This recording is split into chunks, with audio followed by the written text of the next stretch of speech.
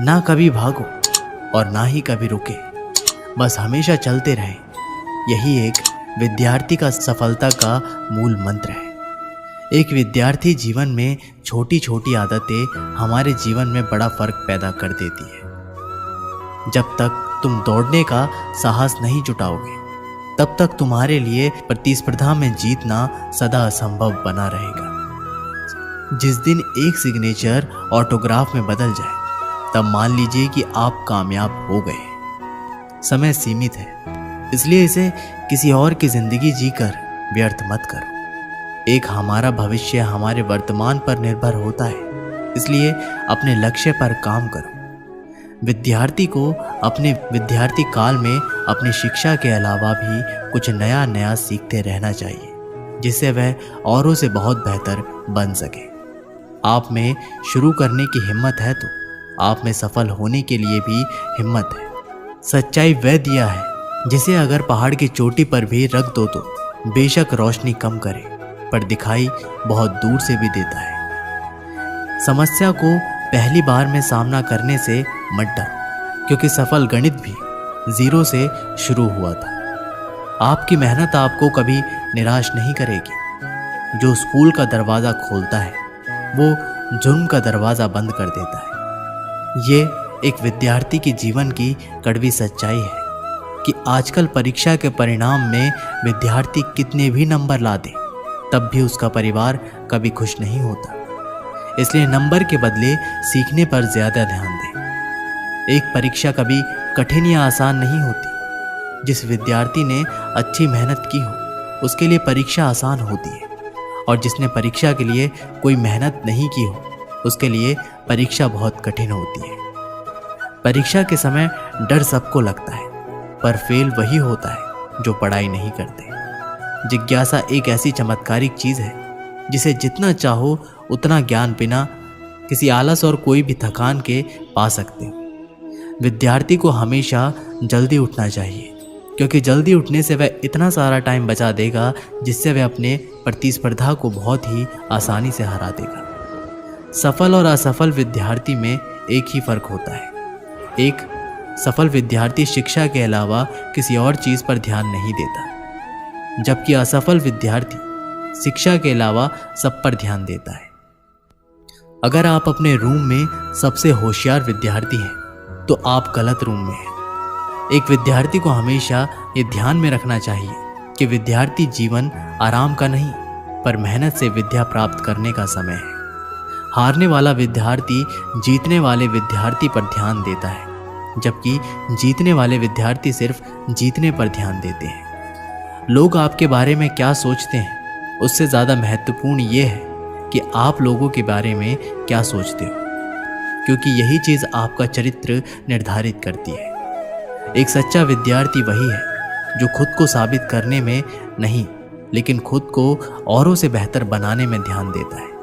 अगर आपके सपने आपको नहीं डरा रहे हैं, आपको नहीं सोने दे रहे हैं, आपको खाने नहीं दे रहे हैं, तो आपके सपने सही में बड़े सपने हैं। पर ऐसा कुछ भी नहीं हो रहा है तो मान लीजिए वह बड़े सपने नहीं हैं। अपने अंदर सीखने का जुनून विकसित कीजिए। अगर आपने ये कर दिया तो आपको आगे बढ़ने से कोई भी नहीं रोक पाएगा। मूर्ख व्यक्ति को देने के लिए श्रेष्ठ प्रतिक्रिया मौन ही है। महत्वाकांक्षा के बिना बुद्धिमानी ऐसी ही है जैसे पर के बिना एक पक्षी। अगर आप वे नहीं कर रहे हो जो आपको पसंद है, इसका मतलब यह है कि आप अपना समय बर्बाद कर रहे हैं। अपने को परिस्थितियों का गुलाम कभी ना समझे। तुम स्वयं अपने भाग्य के विधाता बनो।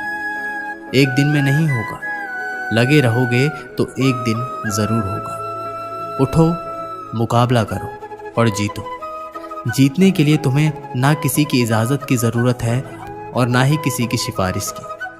क्या आपने ऐसा कोई निर्णय लिया है जो वर्तमान में रिस्की है, पर आने वाले समय में बेहतरीन साबित होगा? अगर आपका जवाब हाँ है तो बहुत अच्छी बात है, पर अगर ना आए तो ज़रूर सोचिए और लीजिए। परफेक्ट परिस्थिति का इंतज़ार मत कीजिए। आज से अपने लक्ष्य को पाने के लिए पूरी ताकत झोंक दीजिए। सफलता इंतज़ार से नहीं, काम करने से मिलेगी। मैं रास्ते बदलता नहीं हूँ, रास्ता बनाता हूँ। सबको दो अवसर मिलते हैं, कुछ समय की तकलीफ और लंबे समय का आराम, या कुछ समय का आराम या लंबे समय की तकलीफ। पता नहीं अंधविश्वास लोग दूसरा अवसर ही चुनते हैं। बड़े निर्णय लेते हुए डरना गलत नहीं है, पर डर के कारण बड़े निर्णय ना लेना गलत है। सफलता के लिए जीनियस से कहीं ज़्यादा ज़रूरी है कॉमन सेंस होना।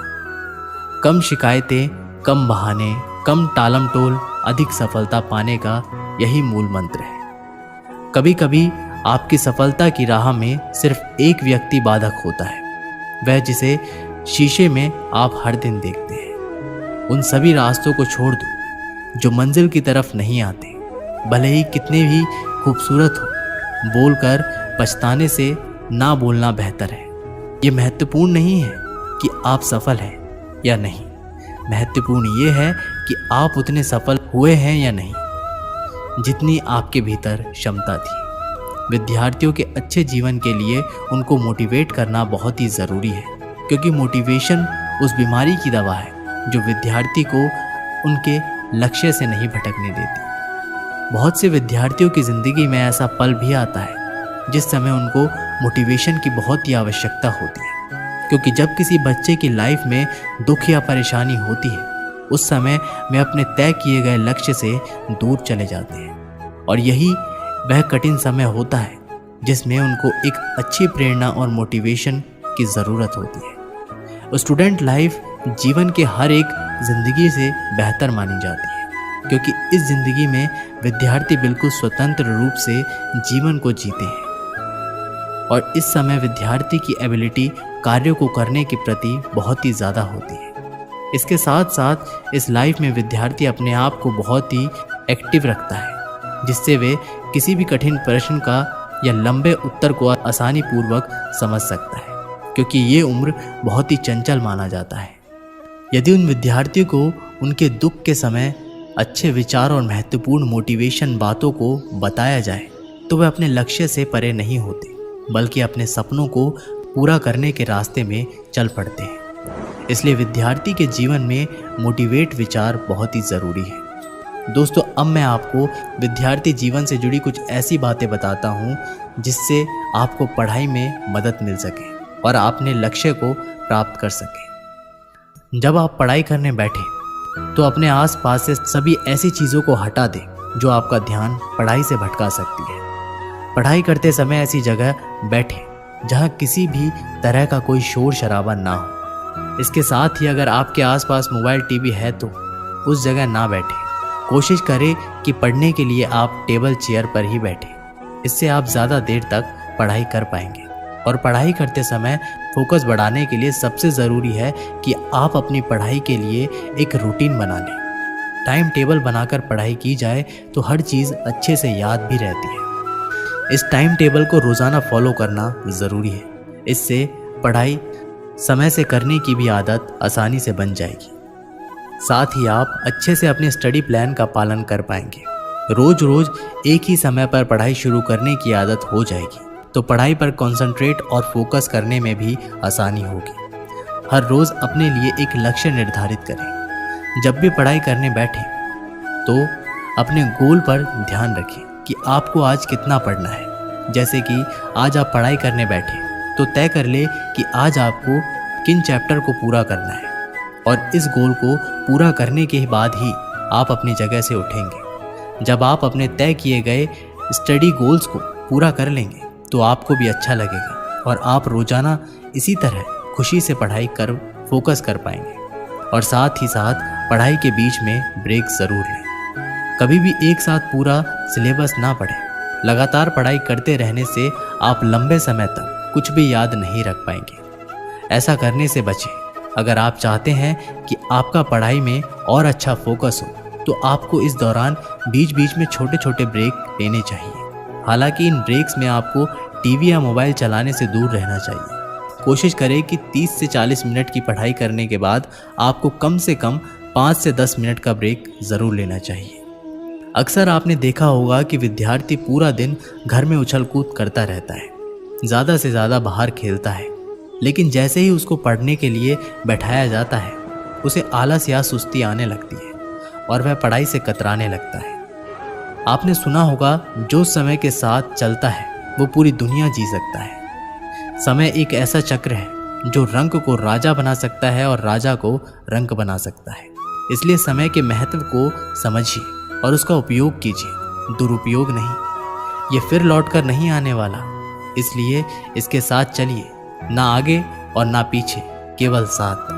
और आप अपने प्रति अनुशासित रहें, क्योंकि एक विद्यार्थी की पहचान उसका अनुशासन ही होता है। जब आप अनुशासित होंगे तब आपको ये ज्ञात होगा कि कौन सा कार्य करना आवश्यक है और कौन सा नहीं। किसी विद्यार्थी के पास अनुशासन होना ही उसकी सबसे बड़ी सीख है। आपको सोचकर परेशानी हो रही होगी कि आखिर ये मैनेज कैसे होगा। जाहिर सी बात है, परेशानी तो होगी ही, क्योंकि इसे भी आपको ही मैनेज करना है। मैं आपको एक बात याद दिला दूं कि जो काम शुरू में कष्टदायक होता है वो बाद में फलदायक भी होता है। इसलिए परेशानियों से घबराएं नहीं, आगे बढ़ें और उसका सामना करें। सोने के लिए भी समय निर्धारित करें। प्रत्येक विद्यार्थी को कम से कम 6 से 7 घंटे तक सोना चाहिए। इससे शरीर पहले की तुलना में ज़्यादा सक्रिय रहता है, जिससे विद्यार्थी के स्मरण शक्ति में वृद्धि होती है, जो पढ़ाई के दौरान ज़्यादा फायदेमंद होता है। अक्सर विद्यार्थी द्वारा पूछा जाता है कि पढ़ाई कैसे करें ताकि मन लगे। इंसान का मन बहुत चंचल होता है, एक पल में यहाँ तो दूसरे पल में वहाँ चला जाता है। इसलिए हमें पढ़ाई करते समय इस बात का ध्यान रखना चाहिए कि नेगेटिव थिंकिंग और ऐसी किसी भी तरह की बात हमारे मस्तिष्क में ना आए, जिससे हमारा मन डाइवर्ट हो। मन को काबू में करना बहुत बड़ा काम होता है, पर ये जो संभव कर लेता है वो अपनी सफलता से कभी नहीं चूकता। इसलिए कोशिश करें मन को विभाजित करने वाली यादों से दूर रहे। ऐसा हर विद्यार्थी के साथ होता है। जब वह पढ़ने बैठता है तो उसके मन में कई प्रकार के विचार, तथ्य और उनके द्वारा बुने गए इमेजेस उनके सामने आने लगते हैं और वो धीरे धीरे उनमें खोने लगते हैं, जिससे उनका ध्यान पढ़ाई से हट जाता है। पढ़ते कुछ है और दिखाई कुछ और देता है। इसका मुख्य 2 वजह होती हैं। पहला, उसको उस समय पढ़ने में रुचि नहीं है, और दूसरा, आप बहुत चिंतित हो। कोशिश करें तनाव से दूर रहने की। दोस्तों के साथ अपना ज़्यादा टाइम स्पेंड करना पढ़ाई में मन नहीं लगने की सबसे बड़ी वजह बन जाती है।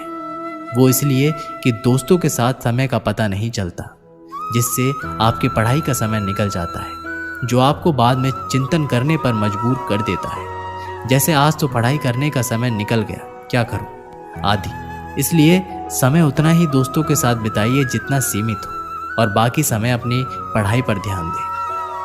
सिर्फ सोच इतनी शक्तिशाली होती है जो सही और गलत में भेद कर सकती है, जो व्यक्ति को ऊपर उठा सकती है और नीचे गिरा सकती है। संसार की सबसे महंगी पुस्तक, सबसे बड़ा प्रेरक और मूल्यवान विचार आपके अंदर 1% का भी परिवर्तन नहीं ला सकते, यदि आप बदलना ना चाहें तो। जो जानते नहीं इसलिए नहीं कर पाते, वे अज्ञानी हैं। जो सब कुछ जानते हैं फिर भी अमल नहीं करते, वे मूर्ख हैं। सफलता मुझे घमंड में चूर ना करे और असफलता से मुझ में ही भावना ना भरे। मैं ऐसी श्रेष्ठता पाना चाहता हूँ। कोई आपकी तभी मदद कर सकता है जब आप स्वयं अपनी मदद करना चाहते हैं। यदि हर सुबह नींद खुलते किसी लक्ष्य को लेकर आप उत्साहित नहीं हैं, तो आप जी नहीं रहे हैं, जिंदगी सिर्फ काट रहे हैं। दूसरों की मदद करते हुए यदि दिल में खुशी हो तो वही सेवा है, बाकी सब दिखावा है। आपके जीवन में कुछ ऐसी नियम जरूर होने चाहिए जिनसे आप किसी भी कीमत पर समझौता नहीं करेंगे। किसी भी व्यक्ति को ज़्यादा सुधारना चाहोगे वो आपका दुश्मन हो जाएगा। यदि जीवन में लोकप्रिय हो तो सबसे ज़्यादा आप शब्द का, उसके बाद हम शब्द का और सबसे कम मैं शब्द का उपयोग करना चाहिए। आपके पास एक ही जीवन है, इसे आप यूं ही बहाने बनाकर गुजार दें या संघर्ष करके उपलब्धियां हासिल करें और अपने जन्म को सार्थक करें। यही चुनाव आपका है। तब तक काम करो जब तक लक्ष्य हासिल ना हो। आज दुनिया में लोग परिस्थिति बदलने में लगे हैं, पर जब आपने मन स्थिति बदल दी तब परिस्थितियां अपने आप बदल जाएगी। इस दुनिया में आप ही हो जो आपके जीवन को बदल सकते हो। आप तभी सफलता को पाओगे अगर आपके सपने बहानों से बड़े हो जाएं। आप अपनी सफलता की आदतों से सफलता को हासिल कर सकते हो। सफल होने के लिए लोगों का इंतज़ार मत कीजिए, क्योंकि लोगों के पास आपके लिए समय नहीं है। कुछ लोगों का सफल होने का सपना होता है, जबकि कुछ लोग सुबह उठकर उस काम पर करने लग जाते हैं। सबसे बड़ा रिस्क ना लेना है। आपका सबसे अच्छा दोस्त कभी नहीं चाहेगा कि आप उनसे बेहतर हो, इसलिए अपने आप को खुद ही बेहतर बनाने की कोशिश करनी चाहिए। एक सफल व्यक्ति फल को देखता है, जबकि असफल व्यक्ति फल को प्राप्त करने के लिए कितना दर्द सहना होगा उसे देखता है। एक मूर्ख व्यक्ति प्लान के जरिए एक बुद्धिमान व्यक्ति को भी हरा सकता है। आप कभी भी नदी में कूदे बिना उसकी गहराई का अंदाज़ा नहीं लगा सकते। जब लोग छोड़ दें, तब भी जीतने वाला व्यक्ति उसको छोड़े बिना उस पर लगा रहता है। यही जीतने वाले व्यक्ति और हारने वाला व्यक्ति में अंतर है। जीतने वाले और हारने वाले व्यक्ति में सिर्फ अंतर यही है, जीतने वाला जो करता है वो हारने वाला व्यक्ति करना नहीं मांगता। हार हारने वाले को हराती है, जबकि जीतने वाले को प्रेरणा देती है। अपने लक्ष्य को कभी भी किसी को मत कहें, उन्हें आपके परिणाम दिखाएं। नकारात्मक मन कभी आपको सफलता नहीं दे सकता। कोई भी इंसान उस सफल व्यक्ति के पीछे का संघर्ष नहीं देखता।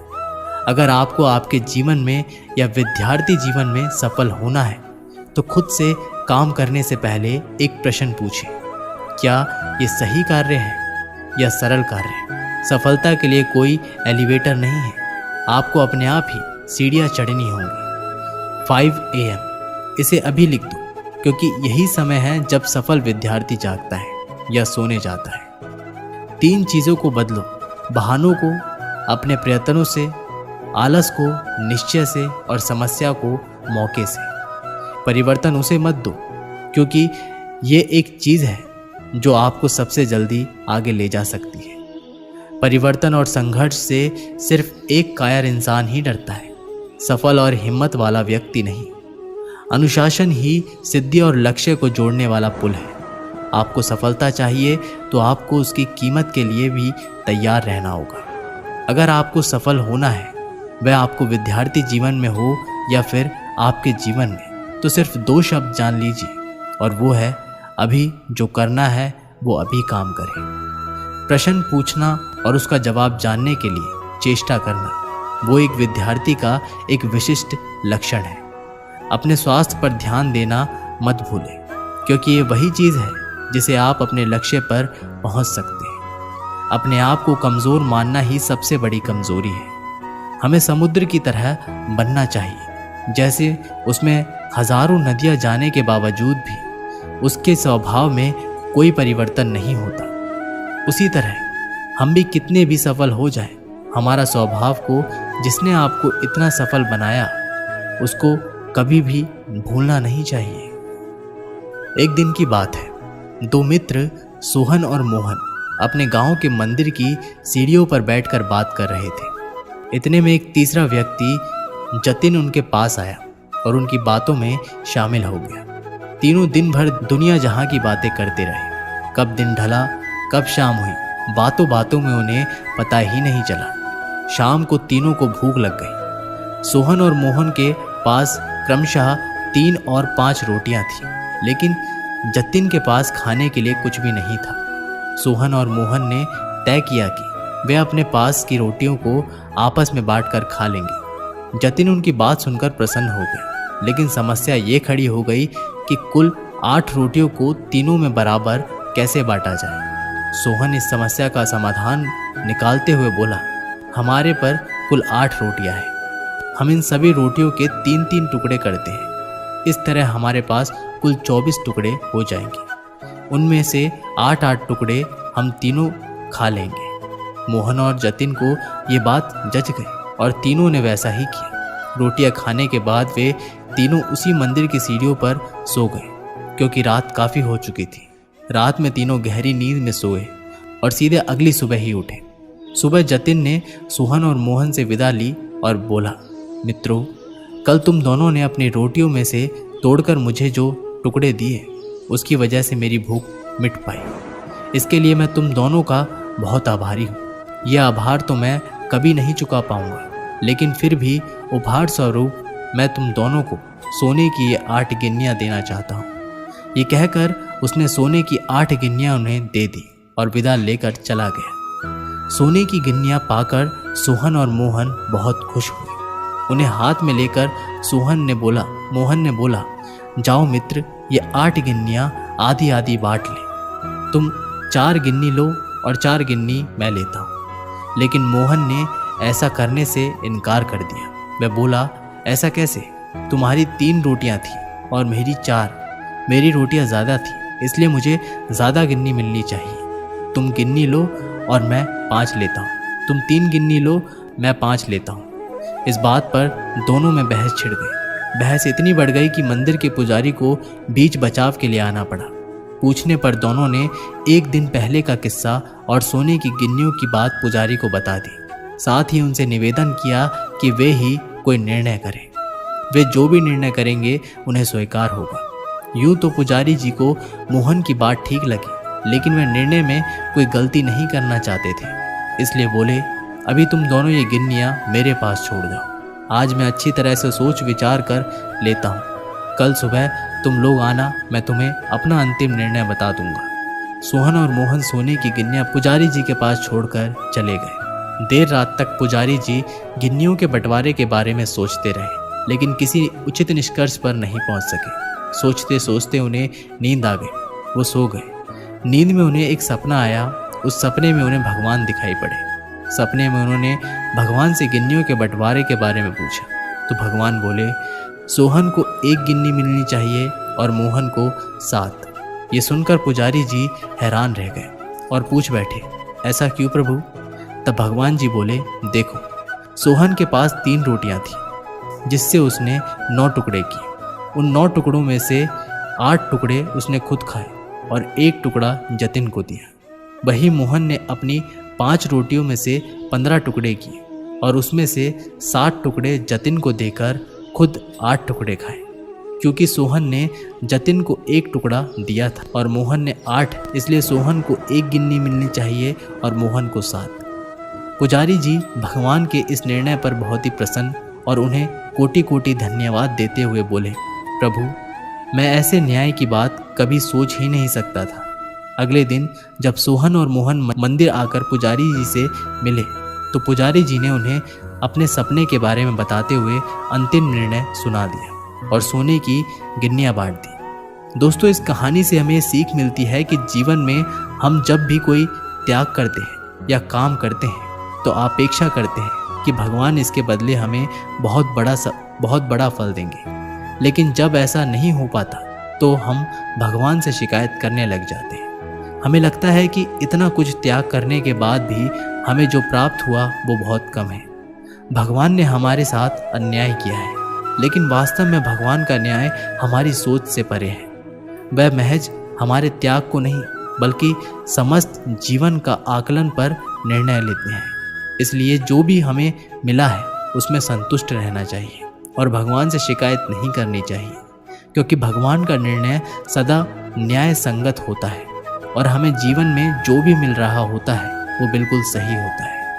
तो दोस्तों, ये वीडियो यहीं पर समाप्त होती है। आशा करते हैं कि आप लोगों ने इस वीडियो से बहुत कुछ सीखा होगा। मिलते हैं एक नई वीडियो के माध्यम से। तब तक के लिए अपना ख्याल रखिएगा।